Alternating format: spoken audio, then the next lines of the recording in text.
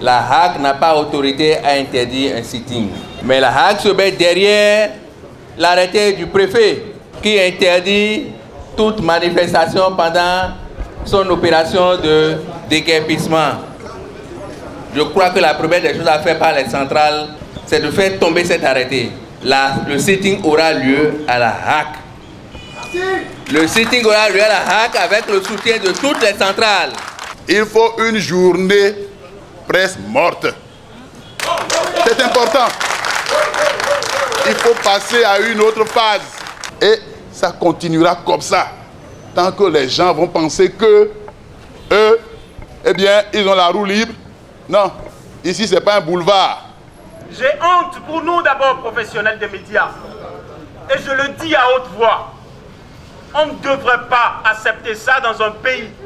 Un pays qui a atteint ce niveau de démocratie. Je vous en prie, battons-nous. Ça commence quelque part et ça finit quelque part. Boni Tessi devait être interpellé depuis, pas celui qu'on a voté le 20 mars dernier. Permettez-moi, en tant que chef de parti, c'est talent que le Parti des valeurs républicaines rend responsable. Nous déplorons la procédure. Nous déplorons le silence des institutions. Nous déplorons le silence des députés. Nous déplorons le silence et tout le temps que la HAC prend pour pouvoir régler cette situation. Et nous demandons à la HAC de se réunir immédiatement sur la question, de se réunir en urgence pour régler cette situation de façon définitive. Parce qu'en fait, les libertés sont chères à la démocratie. Ce n'est pas une lutte qui concerne une personne ou bien un organe.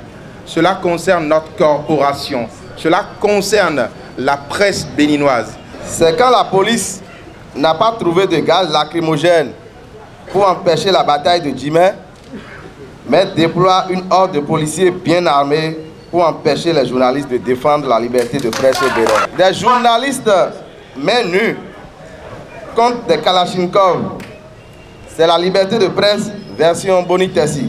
Que peut-on attendre d'un président de la HAC, imbu de sa personnalité, se croyant toujours sous-préfet, donc qui se croit tout puissant, en restant seul dans son bureau, alors qu'il a 8 conseillers et une dizaine de cadres pour suspendre 7 organes de presse. Quels emplois a-t-il créés pour forcer au chômage des centaines de professionnels des médias simplement parce que tel organe doit être à tel point plutôt qu'à l'autre? C'est dire qu'il n'est pas encore prêt pour le passage de l'analogique au numérique. Même si le président de la HAC avait raison dans ce qu'il reproche aux organes de presse, la loi prévit des étapes pour décourager des promoteurs éventuellement fautifs. Nous marcherons, nous lutterons, oui, pour nous libérer. Force vive de la nation, l'avenir.